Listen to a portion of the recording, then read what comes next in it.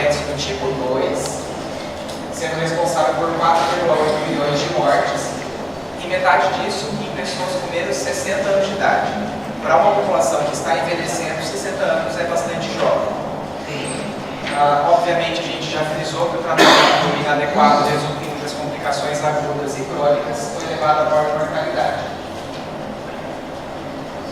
A gente percebe que no Brasil existe um atraso muito grande no início da insulinização e, pela experiência clínica, eu vejo que isso se deve basicamente a dois fatores. Em primeiro lugar, porque não se pede o exame da hemoglobina glicada. Geralmente, os pacientes são assistidos parcialmente com o exame de glicose de jejum apenas, ou com destro em jejum. Para nós é fundamental que haja a solicitação da hemoglobina glicada. Eu vou passar alguns exemplos de casos posteriormente que vão ilustrar um pouco melhor esse princípio. Mas sem hemoglobina glicada a gente não tem como saber se o paciente precisa ou não de insulina. E isso é um fator que é responsável pelo atraso na insulinização. O segundo fator que responde por isso é que existe uma cultura popular e até mesmo arraigada entre alguns profissionais de saúde que o tratamento de insulina só deve ser feito em último caso, como se fosse uma sentença de morte. Não é bem assim. Os estudos mostram que a insulinização precoce alivia a glicotoxicidade, ou seja, o efeito tóxico da glicose sobre as células beta do pâncreas, e além disso, permite um controle glicêmico um pouco mais sustentado, um controle glicêmico mais duradouro. Quanto mais cedo a gente trata com insulina para os casos que têm indicação, melhor esses casos evoluem. Então, eu queria frisar a questão da hemoglobina glicada, ilustrando com esse caso clínico. Imagina a seguinte situação. Uma paciente que tem diabetes há 7 anos, chega na consulta trazendo só destros em jejum, sempre entre 100 e 130. Aí eu pergunto duas coisas para vocês. Primeiro, como saber se o tratamento dela está adequado? Em segundo lugar, como saber se essa pessoa seria uma candidata ao uso de insulina? Alguém se aventura? Responder? Primeira pergunta, como saber se o tratamento está adequado? Ninguém? Segunda pergunta, como saber se a pessoa é candidata ou não ao uso de insulina? Pode passar a próxima. Na realidade, a resposta é: sempre olhe para a hemoglobina glicada. Tá? Destro em jejum, eu costumo explicar para os pacientes que o destro é apenas uma foto e a hemoglobina glicada é o álbum inteiro. Você não pode julgar o álbum pela foto, certo? Pela capa do álbum, né? Você tem que olhar o álbum inteiro. Da mesma forma, você não pode julgar o controle glicêmico de uma pessoa olhando para um único horário de medida dela. Tem que olhar para a hemoglobina glicada. Por quê? Esse exame, que é colhido no sangue de uma maneira simples, ele faz a média nos últimos 3 meses aproximadamente de todas as medidas do diabetes, tanto antes quanto depois das refeições. Pode passar.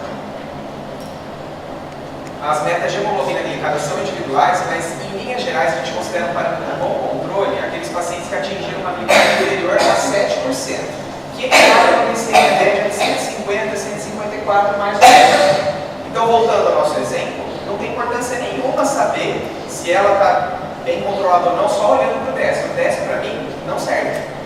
O destro em jejum não serve, a glicose em jejum não serve. Eu preciso olhar para a hemoglobina glicada.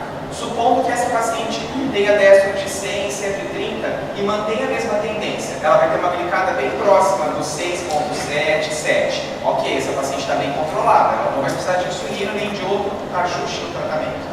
Mas se a paciente, apesar de ter 100, 130 em jejum, tiver uma glicada, por exemplo, de 9, 10, como é muito comum a gente observar na prática, uma paciente que precisa de ter todo o tratamento revisto e ajustado. Quem que deve usar insulina? É só diabético tipo 1? Não é. Diabético tipo 2 também usa insulina.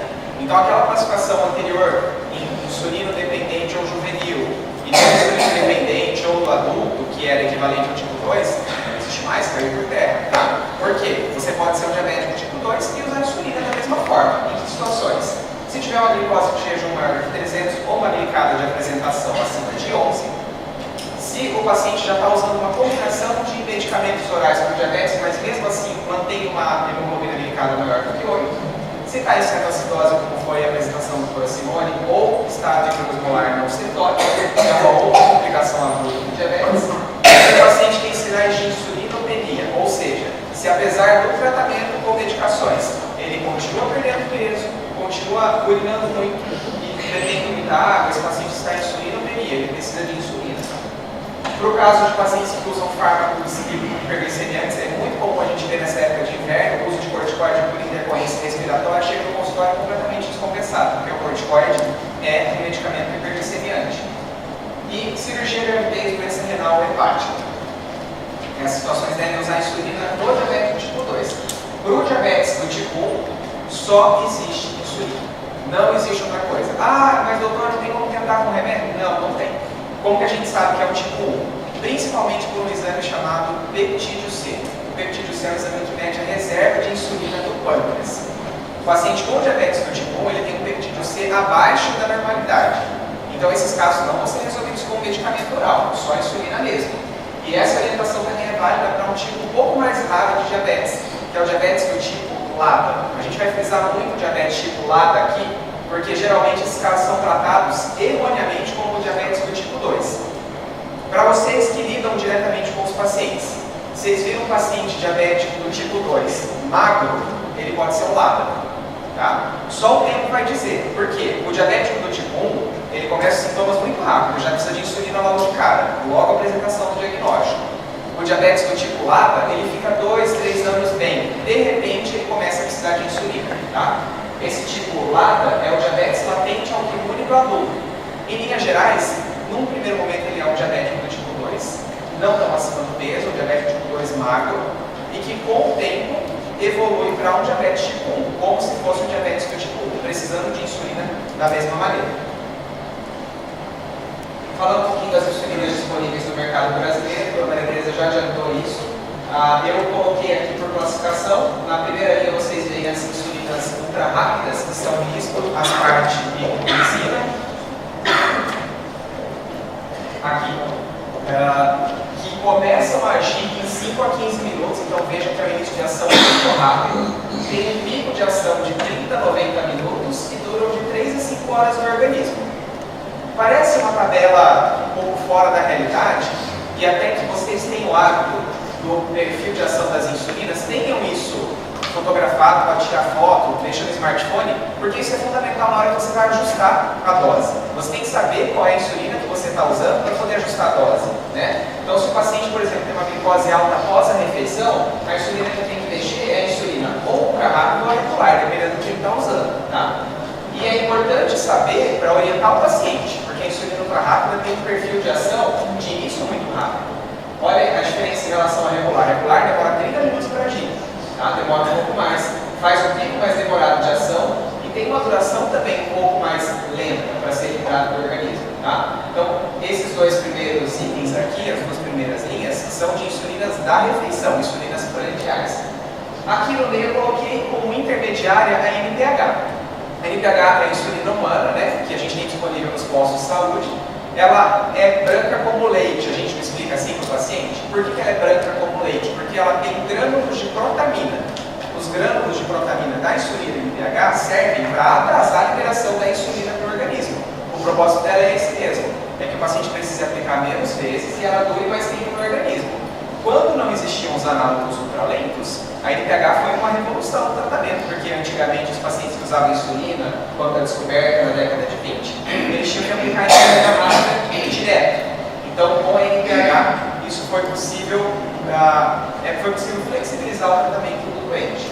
Mas hoje em dia existem novas insulinas, que a gente chama de ultralentas, análogos ultralentos, com um perfil de ação muito mais favorável do que a NPH. A Levemir ou Detemir é uma insulina que age mais ou menos em 12 horas, ela tem uma duração total de 16 a 24 horas, mas em linhas gerais ela age em 12 horas. A insulina Glargina 100, que hoje em dia tem liberado em 2 marcas no mercado, que são a Lantus e a Basaglar, ela age de 20 a 24 horas, permitindo uma única aplicação diária. A insulina Degodeca, que é conhecida pela marca Tresiba, dura 42 horas no organismo, também permitindo uma aplicação diária e uma flexibilização maior no horário da aplicação. E a Glargina 300, cuja marca é Tougeo, que dura 36 horas. Eu vou mostrar um gráfico depois que vai ilustrar um pouquinho melhor. E aqui eu não vou entrar em muitos detalhes, porque nessas últimas linhas tem insulinas que são pré-misturas. As pré-misturas consistem de uma insulina lenta e uma rápida na mesma mesma formulação em geral. Então elas têm um perfil duplo, ou pico duplo de ação também e uma duração maior. Eu particularmente não uso muito, eu acho que você também não usa tanto, porque é muito difícil de ajustar a dose. Se eu preciso de um ajuste do ponto de vista rápido, por exemplo, e eu mexer na dose, eu mexo na lenta também. E aí o paciente pode ter hipoglicemia, então é muito complicado. Eu não costumo usar tanto. Eu vou me ater mais a essas iniciais aqui. Pode passar o próximo.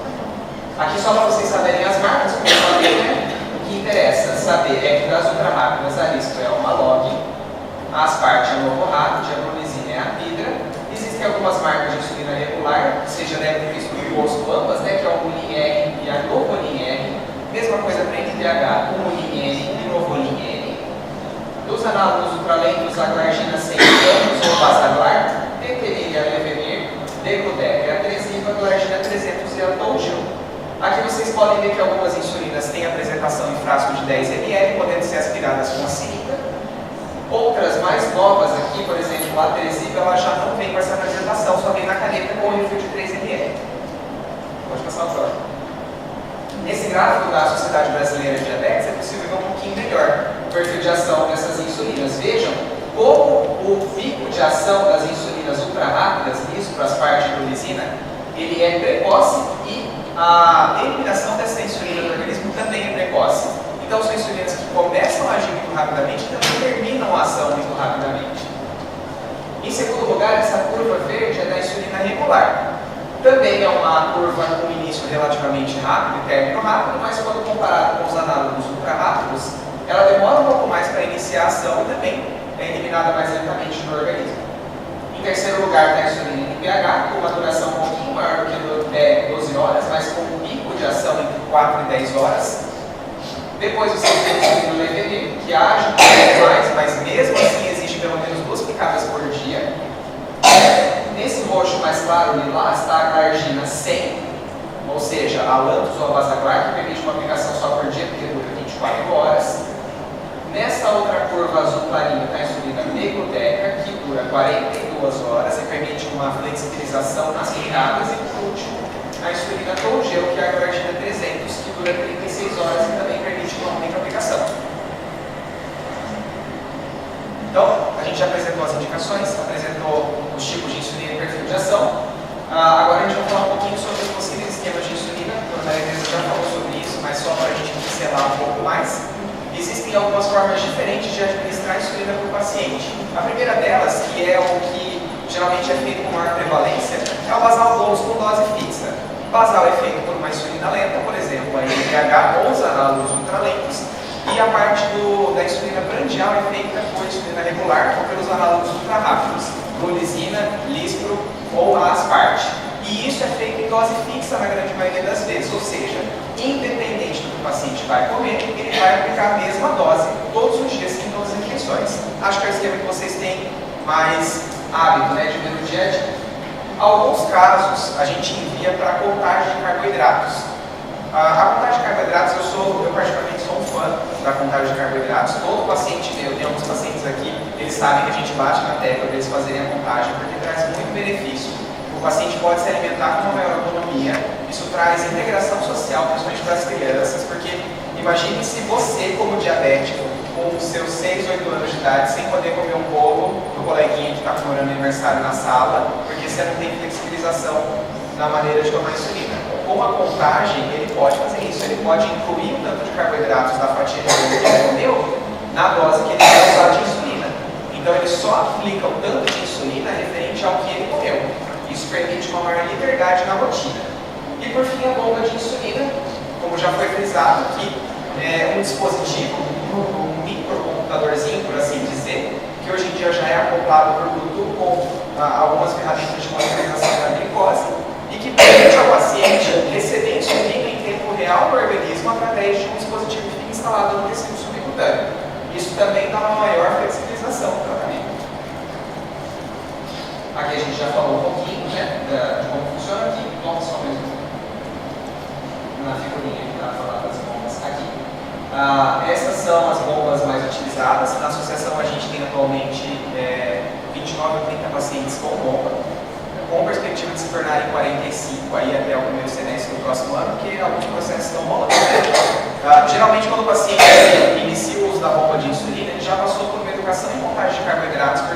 a bomba não é milagrosa, ela faz uma parte do trabalho, mas a outra parte o paciente tem que continuar fazendo. O paciente tem que lançar o carboidrato ingerido na bomba, ele tem que informar a bomba sobre intercorrência de saúde, reduzindo ou aumentando o basal, e ele tem que usar bombas especiais, por exemplo. Então, é uma máquina ótima, mas tem que saber usar, do mesmo jeito que a gente não precisa de carteira de motorista para dirigir um carro, é da mesma maneira. Tá? Lá na associação, a gente usa principalmente esses 3 modelos. Esse modelo a gente usa bem menos, que é o laboratório Roche, que é a Cocheck Combo, que tem um dispositivo chamado Smart Control para informar o tanto de carboidratos ingeridos, intercorrências de saúde e medidas glicêmicas, que vai se comunicar com esse outro dispositivo, que é a bomba propriamente dita. A gente usa as bombas um pouquinho mais da Medtronic, do laboratório Medtronic. Essa bomba é chamada de modelo FEL, é uma bomba que permite que, quando o paciente tem uma hipoglicemia, haja um desligamento automático da oferta de insulina, de maneira que essa hipoglicemia não se torne uma hipoglicemia grave. Então há um desligamento automático da infusão de insulina nesse modelo de bomba quando o paciente entra em hipoglicemia. Aqui a gente não mostra, mas esse modelo aqui ele já vem com esse sensor, que é justamente o que informa para a bomba que o paciente está com um nível maior ou menor de glicose no organismo, no sangue, né? E esse é o modelo mais novo no Brasil, que é a 640G, é uma bomba fantástica. Ela não somente evita hipoglicemia, mas ela informa a tendência de reduzir a glicose nos 30 minutos antes da hipoglicemia acontecer e corta a oferta de insulina. Então, enquanto esse modelo previne uma hipoglicemia grave, mas a hipoglicemia já aconteceu, esse novo modelo, ele permite que a hipoglicemia nem aconteça sequer. Então, a coisa vem evoluindo com muita rapidez. A gente precisa usar a tecnologia como um aliado no tratamento dos nossos pacientes.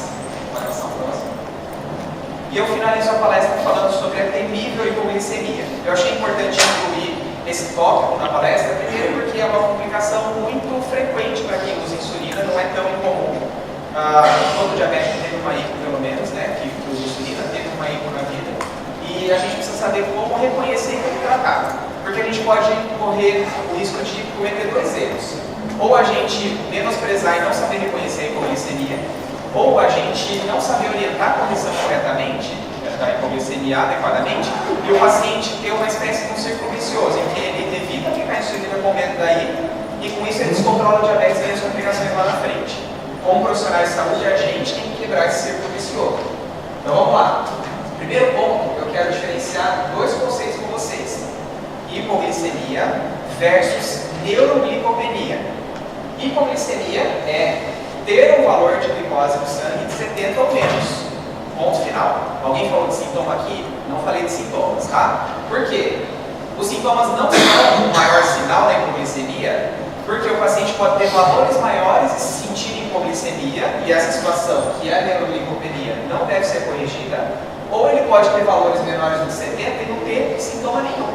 Isso é chamado de hipoglicemia sem sinais de alerta. Então, o que deve guiar o nosso raciocínio é a medida. Se eu estou em dúvida, se o paciente tem um sintoma esquisito, eu não sei se está alto ou baixo, até que eu meça. Eu preciso medir primeiro, tá? Então, hipoglicemia, valor de glicose menor do que 70, independente da presença de sinais e sintomas.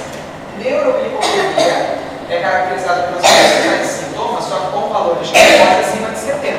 Eu costumo dizer que explicar para os pacientes com diabetes, que a neuroglicopenia é como se fosse um vício no açúcar alto. Da mesma forma que a gente, quando às vezes o tabagista vai parar de fumar, tem sintomas de abstinência, o paciente que vem com 300, 400 de glicose, quando ele recebe o tratamento e vai para 150, 180, é como se tivesse uma hipoglicemia relativa. O corpo dele sente uma falta relativa dessa glicose que estava em excesso, mas não quer dizer que esteja baixo. Quer dizer que o tratamento está em curso e ele precisa se adaptar a essa nova realidade. Tá? Então, a primeira situação deve ser corrigida, a segunda não. O paciente pode ter sintoma, ele mediu, não está abaixo de 70, não se corrige. Pode passar ao próximo.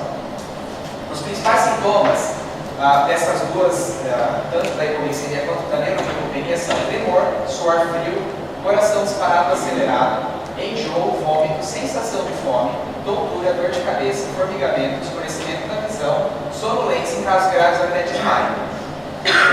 Existe uma cultura no exterior que eu acho que a gente devia copiar.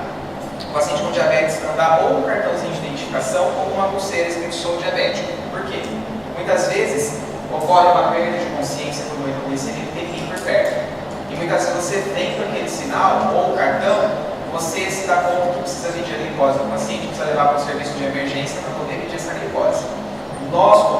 profissionais, os familiares, temos que ter isso em mente. Se o paciente perde a consciência, eu tenho que pensar na hipoglicemia. Primeira coisa que eu tenho que pensar. Tá? Mas o que define, como eu falei, não é a presença de sintomas. O paciente não necessariamente precisa ter todo esse quadro aqui de super. Às vezes ele mede aleatoriamente, ao acaso, está menos de 70. Isso é hipoglicemia. Como que corrigir glicose baixa com hipoglicemia? Não é com chocolate. Não é com leite adoçado. Não é com bolacha, não é com comida. Os pacientes com diabetes, às vezes, eles aproveitam aí para comer um doce. Não, doce não corrige hipoglicemia, tá? Por quê? Alimentos de composição mista, como os que a gente citou aqui, que tem carboidrato complexo, ou que tem gordura na composição, eles lentificam a liberação da glicose do organismo. E nesse momento eu preciso de glicose rapidamente, é uma emergência, tá? Então eu preciso dar uma fonte mais rápida de glicose para o organismo do paciente, dando um copo de água com uma colher de sopa rasa de açúcar, ou então um copo de suco de laranja natural, ou um copo de refrigerante comum. Eu sempre oriento para meus pacientes que, embora no dia a dia ele não vá consumir nada com açúcar, que ele tenha na geladeira caçulinha de refrigerante, ou então aquelas caixinhas de suco infantil. Deixa no jeito da geladeira, porque no caso do marido, abre aquele toma, tá? Eu tive paciente que foi tentar fazer o suco na hora da ida e não deu muito certo. Então, é bom orientar isso. Tá? E depois que você corrigiu a glicose baixa, né, tomando um desses três, espere 15 minutos, meça de novo e veja se normalizou. Se não normalizou, toma de novo. Espera 15 minutos de novo, mede de novo, até ficar mais de 70. Pode passar. Jamais corrigir com esses alimentos, tá? Igual a gente falou.